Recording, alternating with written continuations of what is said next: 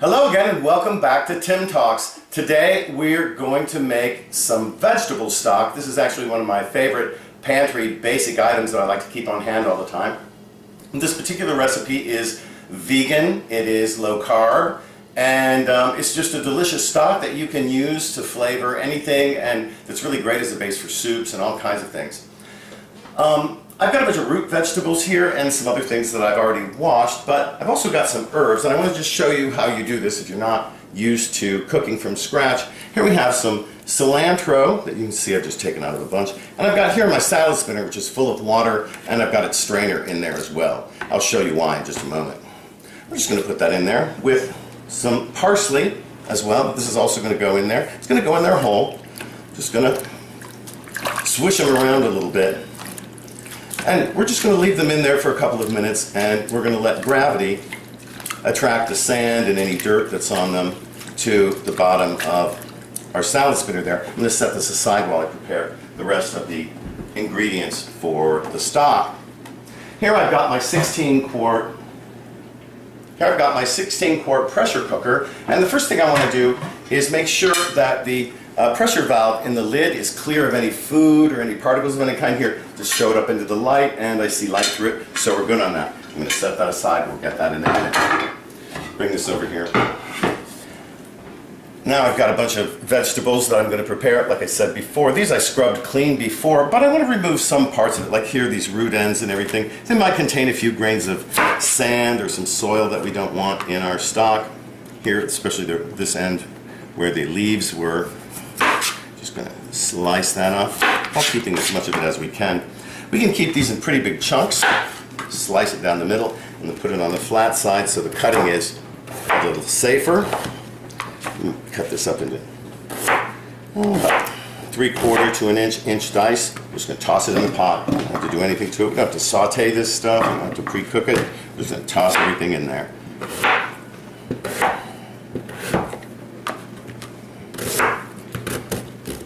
Nice big dice. They don't have to be all the same size, but you want to be relatively the same size. Here I've got a couple of onions. Notice I haven't peeled them. The peels actually have flavor in them, and I've cleaned them pretty cleanly. Here we want to slice that root end off just a little bit, just in case it has a grain or two of sand in it. We don't want any sand, obviously.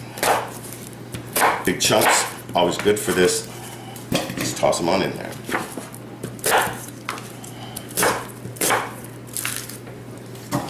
This is the hardest part of this, by the way, folks. Seriously, nothing to it. I'm going to cut off some of that, too. Might be a little, you never know what's going to have just a little bit of dirt in it. Cut it in half. To cut as safely as possible, lay it down on the flat side and then go on to finish dicing your onion. And really that's for just about any round vegetable. You'll see that I'll do that with the carrot here in just a second. Get that little guy up there. There we go.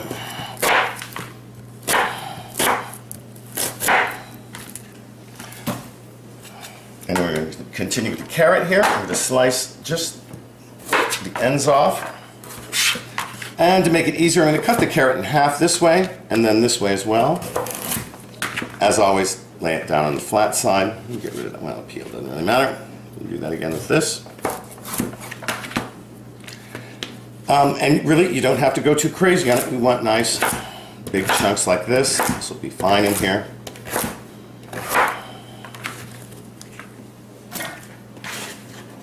Now, obviously, you don't have to do this in a pressure cooker. You can do this in just a large pot that you'll fill with water and put on the stove. You'll bring it to a boil and then down to a simmer and let it go for probably 2 to 3 hours.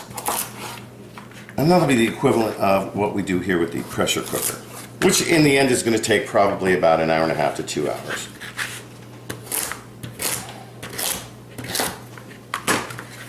Put nice big chunks in there. Got them all in there. Got a couple of stalks of celery. Celery, we generally want to cut some of the white ends off. It can contain a little sand as well. Here, big chunks are not a problem.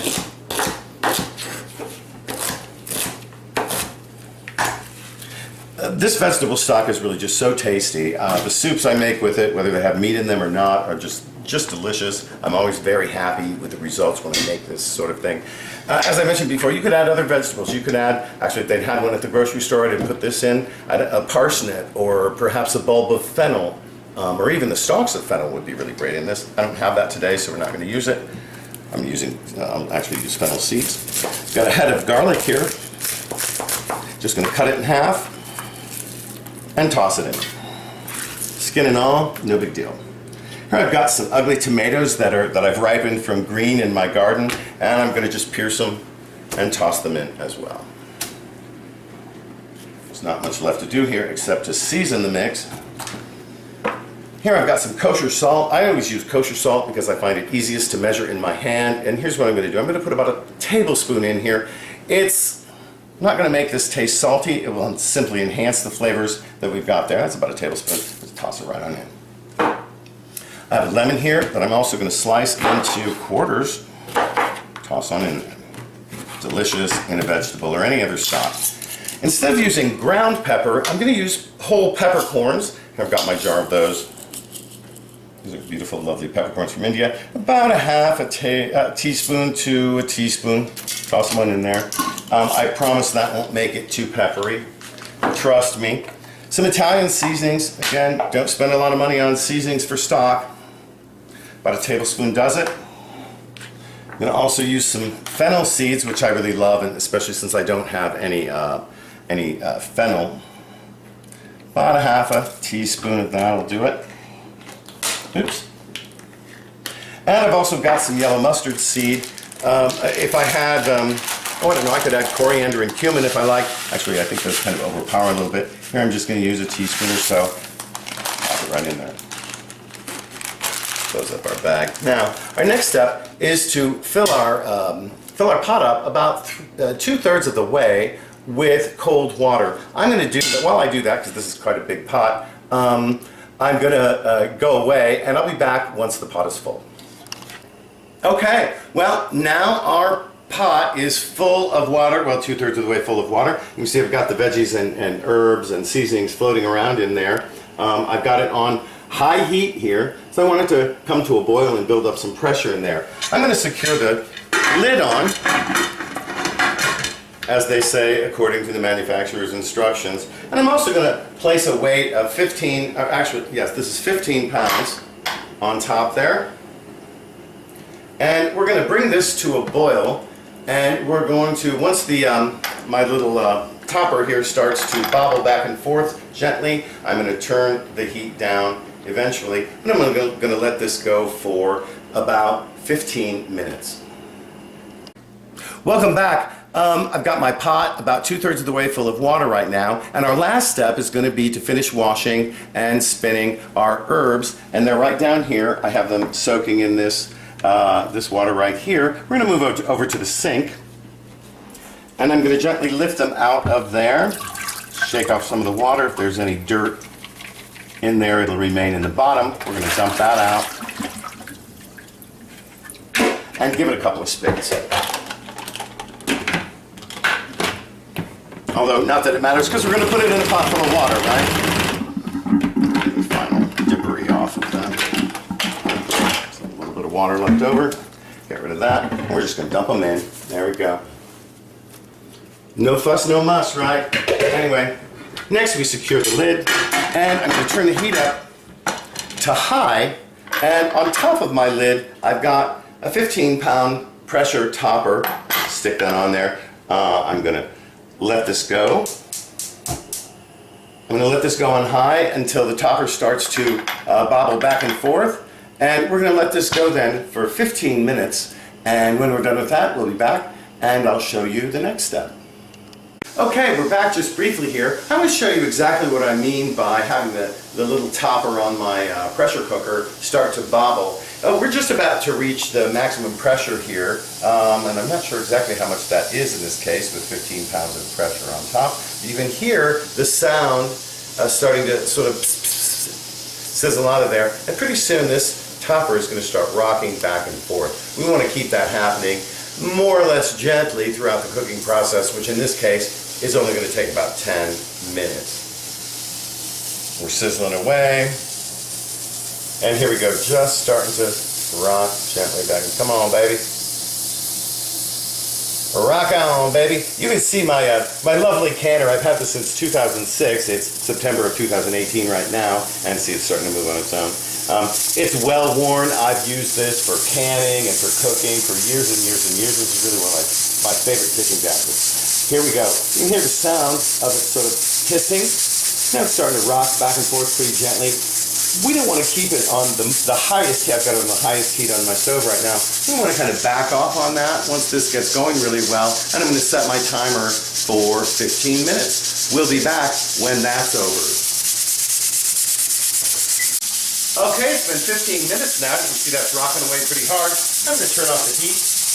And where are my hot pads? Here we go. I'm going to move it off of the burner it's on over here.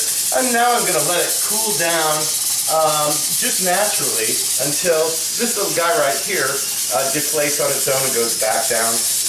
And when that happens, this will take about 35 minutes. When that happens, we'll go to the next step. Okay, welcome back. Now the pressure has gone down in my pressure canner here. It's been about 40, 45 minutes, something like that. There are two ways of telling when you're ready to open the lid here. First of all, there's a pressure valve here that sticks up when the pressure is high, and you can see it's gone back down into the lid here. The other way is the topper. When we move the topper slightly, we don't hear any kind of hissing noise of any kind, and so that suggests that the pressure is equal between the outside and the inside, pretty much. Anyway, if it were canning, it'd be a different story. We'd let it cool a little bit more. Here we can just go ahead and open the top. And look at our beautiful vegetable stock. It's a gorgeous golden color. It smells fantastic. Actually, right now there's a really nice smell of the herbs that we put in there, the parsley and cilantro and the fennel. You can see it's pretty clear. Again, when you do vegetable stock, there's not much fuss or muss here. What I'm going to do is I'm going to strain this over here in the sink in. I've got my big 16-quart stock pot here, and I've got a strainer lined with some cheesecloth just to get those mustard seeds and the other small items out. And I'm just going to empty it into this because once we get done with that, and here we go, just dump it right on in there. Again, I don't want to spill it. I don't want to lose a drop of this beautiful stuff. And there we go. Get all that good stuff out of the canner. There we go.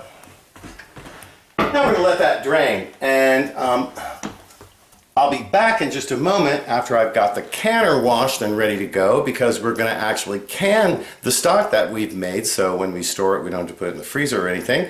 And then I'll discard these leftover vegetables here. Anyway, we'll be right back. Okay, now we've got the stock all strained, and you can see it's just this gorgeous golden color. It's perfectly translucent. It's very nice. We have a few bubbles of foam here on top, but that's really about it. This is a very clean, beautiful, lovely, tasty broth. In my next video, what I'd like to do is show you how I can this stock to keep it on hand in my cupboard rather than keep it in the freezer or somewhere else. And so be sure to check us out for that. For now, thank you for watching from the Tim Talks Studios in Springfield, Ohio. We'll see you next time.